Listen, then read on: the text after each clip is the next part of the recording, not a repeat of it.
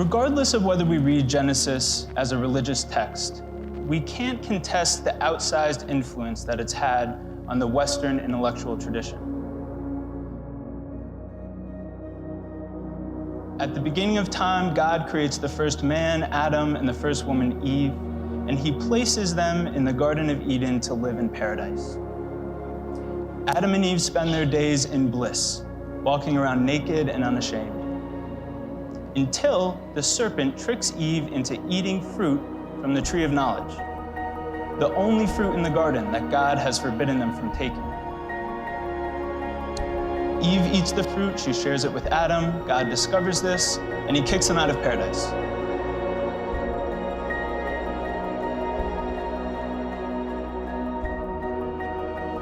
He drove out the human and set up east of the Garden of Eden the cherubim with the flame of the whirling sword to guard the way to the tree of life.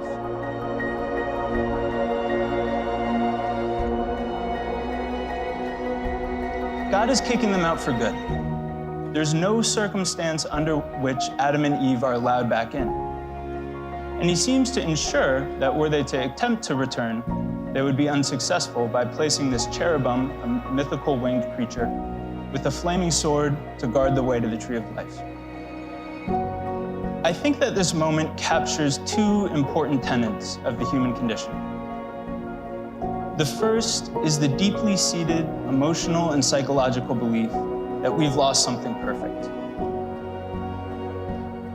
And the second is the nostalgic impulse that baits us to attempt an impossible return to an Edenic past with the hopes of recapturing the feeling of bliss and innocence that it might have offered.